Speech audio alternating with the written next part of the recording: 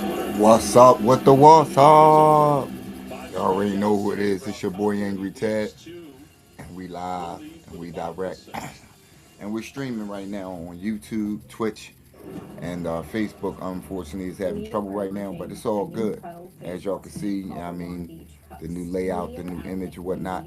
This is the Angry Ted Show, sponsored by the Angry Ted. We'll be at the shop on Thursday, talking sports, doing our thing. And we're introducing another new thing to the show, ladies and gentlemen, where you can be on the Angry Ted Show and talking sports with me, giving your debates, you know what I'm saying? Talking your shit like you like to talk it. Live sports talk, debate, you know what I mean? Or you can agree. Whatever you do, you know what I'm saying? Just keep it, professional as much as possible, but gritty, grimy, like we like to do. Talking that shit and we talking that sports. But let's get right into it, ladies and gentlemen. Man, oh man, what a weekend, what a weekend, what a weekend. We already know we got LeBron James in town. We already know that it's excitement in the air. The city is on fire. Philly is on fire. But other than that, man, for the first time in a long time, man, Eagles football is back. It's back, it's back, and it's in full effect. And I can't wait, ladies and gentlemen. I can't wait. I can't wait to see how the Eagles do this year. I think we got a lot of talent across the board on the offense, a lot of talent across the board on the defense. For one, I think this is going to be the year of Jalen Hurts. I think Jalen Hurts is going to come out with something to prove. I think that more than anything, this year, Hurts is his adaptability, man. Let's face it, this kid has been through. We already know the history. 8, 9, 10 offensive coordinators throughout his career, and he's been able to adapt and he's been able to win. I think this year, with the offense being the way it is, I think he's going to show a lot of people that he can throw the ball over the middle, that he can play the play action game, that he can do those things that's necessary as an NFL quarterback to get the job done, along with winning, which is the key thing. The main thing is always the main thing, ladies and gentlemen. Winning, winning, winning, winning. And I can't say that enough. And we haven't had that in this town with the Eagles football. And that's what pains me about these so-called analysts and these guys that talk sports. They don't remember the times where Eagles football was shit. You know what I mean? Where the quarterback, Randall Cunningham, was the only weapon we had on offense. Besides, when they got help with Calvin Williams and Freddie Barnett. Also, yeah, Mike Quick and Chris Carter. There, I not mention those names. But Keith Jackson as well. But other than that, let's face it. You know what I'm saying? We haven't had the dynamic skill sets and the offenses that we've had in these past years, where they've been pretty much on par with dominance. You know what I mean? I know we took a step back last year, but even last year was nothing compared to what we saw with Eagles football. For those who've been following the team as long as I have, we never saw that you know, type of offense. You know what I mean? Where offense can score and score at least in the 20s, sometimes the 30s. You know what I mean? That could be considered a bad game or something like that. Where people will say, oh, well, they ran the ball too much. They didn't pass the ball. Doesn't matter, man. Winning is winning. And I'll be glad when we get back to that. Fuck fashion and fuck how it looks. Long as at the end of the game, the score says the Eagles W and the other team L, it doesn't matter, man. Like, we got to stop this, and we got to stop letting these new age Philadelphia Eagles fans goad us old Eagles fans into this thinking. Because we know what it's been like for Eagles football. We've been through those dog years and those years where we were paper bagging it, where we didn't come on TV, where you had to listen to Merrill Reese on radio. You know what I'm saying? We the type of fans that were doing those type of things back in the day. So don't let these people, stun our joy and what we're enjoying now, known to be Eagles football in the last decade, which has been playoff football, Super Bowl championships, parades on top of parades, things like that. Let's enjoy this ride. And speaking of enjoying the ride, the Phillies taking us on a Ripley's ride, y'all. And they on right now, and I'm watching them right now. And I had to lean back in my seat for this one. They're taking us on a Ripley's ride, ladies and gentlemen. And why I say that is because right now, as we stand, we're looking at a team that's basically going back to inconsistencies. They got us hyped. They got us back on board during the All Star, before the All Star break. And then now it's like we're falling back into those bad habits.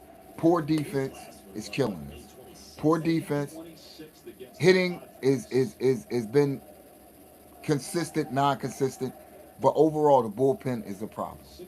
The bullpen is a problem, and when I tell you it's a major fucking problem, it's a problem. Last night, watching them against the Marlins, and then over the weekend against the Yankees, which is a top tier team vying for the playoffs like we are, it was it was like night and day. You can see a team that can score runs with the best of them, and then they get that drought, and then it becomes a pitching game, and our starters are going to do what they do, but then you get into the bullpen, and it's like a nightmare on Elm Street, on Broad Street, as we should say. It's like a nightmare.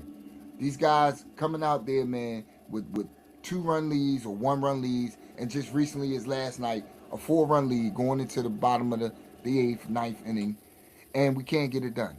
And it's even trickled down to the closer, which is even more concerning. Because, I mean, I understand it's his first save loss, but it's how it happened. It's how it's happening. It's like these guys are coming in and they're dropping the ball. And the starters have to be looking over the shoulder like, look, what if we have to go 7, 8 innings, which is a major concern there because now we're wearing guys out before the playoffs. We're wearing guys out before the playoffs. So if I'm the GM of the Phillies, which if I was, a lot of these guys would have been gone. I'm going out and I'm finding bullpen arms. I need arms. I need arms. We seen the study the bench play, the bats. We need arms, and we need to get Trey Turner again. Get him on that field every fucking day, practicing ground ball fielding, practicing fielding ground balls. Because if he can't field ground balls, pitching don't matter anyway. We're giving up extra outs, and it's going to be a disaster anyway. But yeah, right now the Phillies are a roller coaster, a Ripley's ride, and let's face it, ladies and gentlemen, if you're a 4-for-4 guy like me, you're on it, and I guess I'm on it. But again, our saving grace is the Eagles. We got the Sixers doing their thing, but it's an exciting time in Philadelphia, ladies and gentlemen. And you guys can tell me what you think about all the moves that's been made for the Sixers. And if you want to talk Eagles, you can tell me about how you feel about this upcoming season. If you're a Cowboy fan, New York fan, you're more than welcome to join the channel as well. Let's talk shit. We need that energy. Let's get it in. You know what I mean? Let's talk shit. Pause. Not get it in, but talk shit. You know what I mean? Let's get it in. I said it again. No, but again, ladies and gentlemen, right now, as far as jumping back to the Sixers, if I may, a lot of people are talking, and a lot of these experts, man, and it's killing me. It's killing me. It's killing me because just a week ago, when LeBron was on the free agent market and possibly choosing Cleveland or Golden State or one of those guys, before the Sixers jumped in, the Dick Eaton was out there. All these analysts, whatever team he goes to, he's going to create a championship environment. He's going to do this, and this, and then he chooses the Sixers. And here's my take on that. And this is about the realest take I can give. From a basketball standpoint, if you're talking from a basketball standpoint and your points of view are he's not going to be a good addition, and you have valid points, I could take that. But if you're going to hit me with the he's living in another city and playing here, or why did he choose Philly, or this, anything other than a basketball perspective of why he chose or why he wouldn't choose Philly, you're a fucking idiot. Because at this point, it's like we're concerning ourselves with, which is what he told a lot of the reporters a long time ago, including fat ass Brian Windhorst. Why are we concerned ourselves with what I'm doing off the court? When on the court, you should be concerning yourself with how I play, how I affect the game. And from that perspective, my opinion, how he affects the game is simply the Sixers are going to play him at a point forward position, which they're talking about in the media, which I've already thought of this. I've already thought of this in my mind because I may not have a credential to speak on TV, but unlike these fucking idiots that's on TV, I actually watch the game and I look at it just like they do, whether in person or on TV, and I analyze as well. And from my analytical perspective, because I'm not going to sit here and say I'm the biggest King James fan of all, because I wasn't. He's a Sixer, and now I am. The only person that gets love like that, where he went to another team, and even I rooted against him when he first came back here, even though I cried about it when he came on the court, was AI, and that's it. But as far as a basketball perspective with the fit King James with the Sixers, it's simply this. He's going to run the point forward. He's 41 years old, but his ability to think the game is better than most 20-year-olds or 21-year-old athletes at this point in time. And that's simply because these kids aren't learning the game. They're playing for other things, which is another whole nother show, and I'll get into that in another show. And we could debate that if you whoever. Like I said, send me your emails. I'll go through the emails or whatever, first come, first serve basis, and you can talk sports with Angry Ted. You could be on the channel. Again, like, share, subscribe on your YouTube channels at The Angry Ted Show on YouTube, or Talking Through Experience 4247 on YouTube. Like, share, and subscribe. Again, I'll drop the show on Facebook because of the technical difficulties. And you can also find me on the Twitch channel as well, if you so choose to use Twitch as your social media source. Again, at The Angry Ted or Angry Ted Philly Bread. Again, on Twitch. Again, back to what I was saying.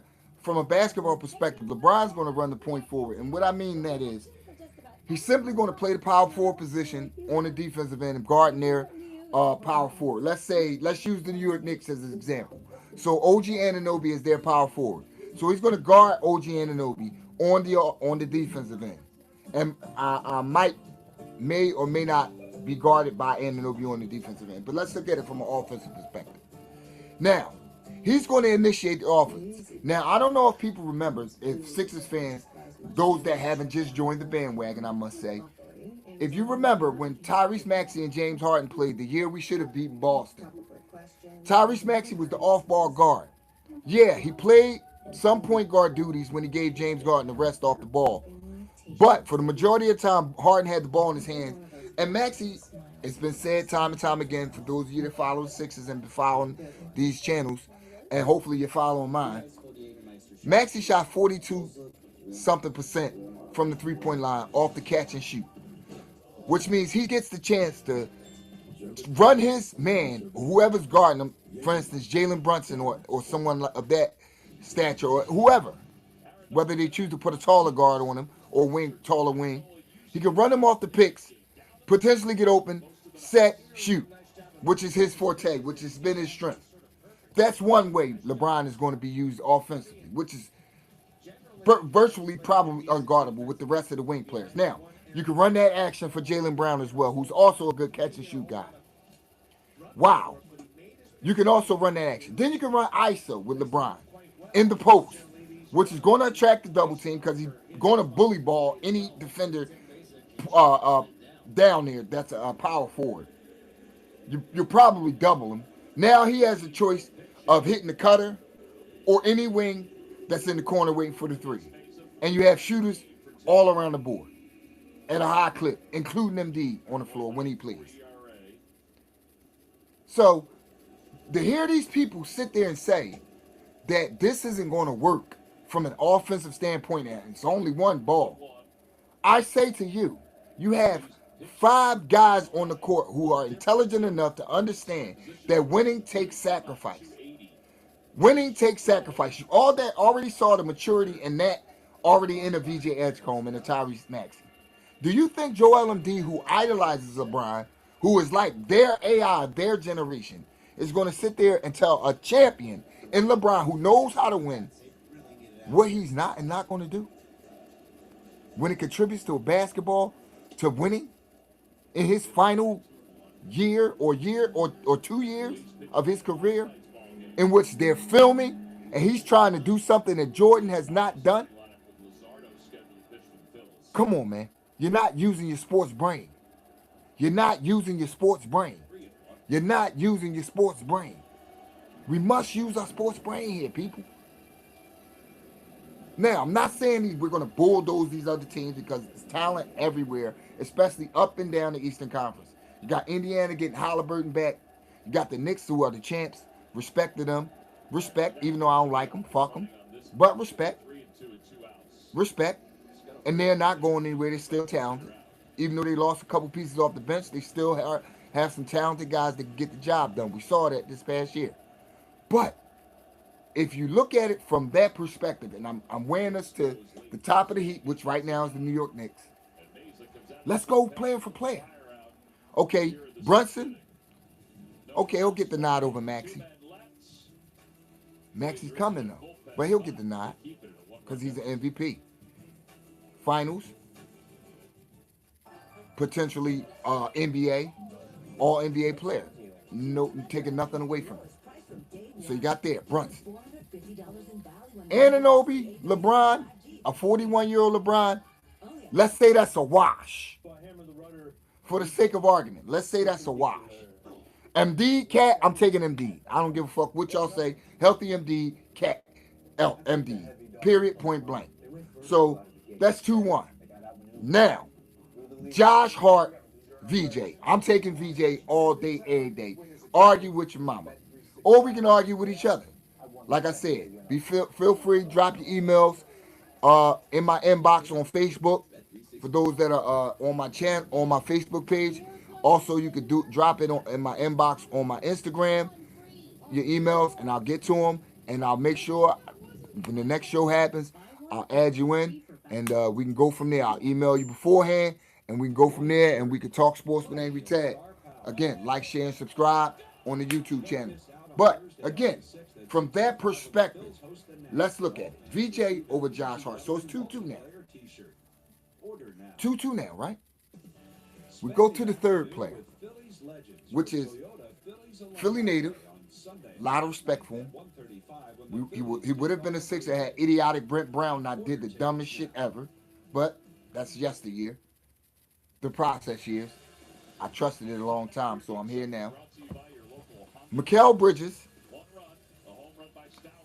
Or, right now, you got VJ, you got LeBron, you got MD, and then you slide into Jaylen Brown.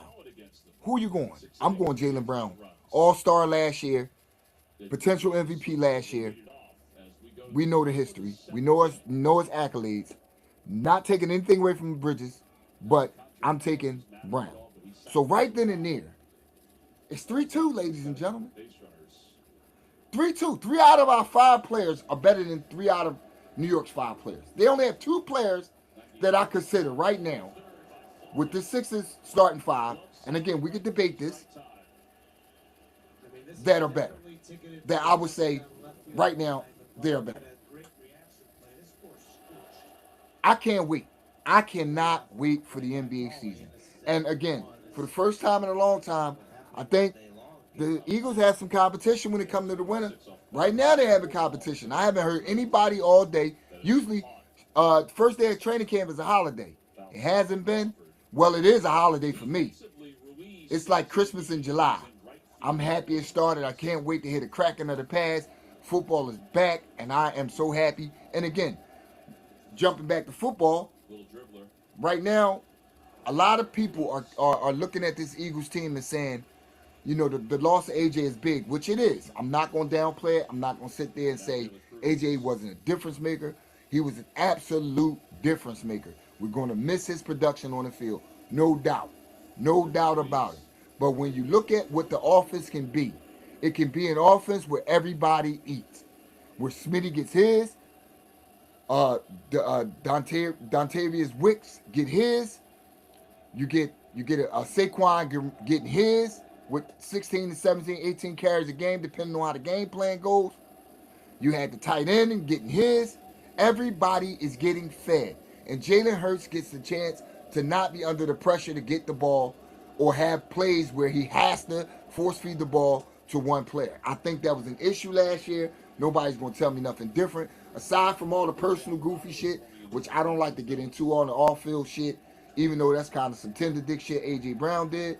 But if it's true or it's not true, allegedly, non-allegedly, whatever, what have you, the fact remains he's still not on the team, and he chose to take his service to New England, which, God bless him, good riddance. But again, his production is going to be missed on the field. There are going to be times where we say, damn, we had AJ, that would have been a touchdown or that would have been first down. But with that being said, I think this offense is going to put up good numbers. I think it's going to be a well-oiled machine. I think it's going to function better. I think we're going to see a difference. I think we'll see a hell of a lot of difference in the motion game. The screen game is going to be back. I think the Eagles offense is going to put up some good numbers this year. And I'm not even going to sit here and predict Super Bowl, but I'm telling you right now, it's going to be a fun winner.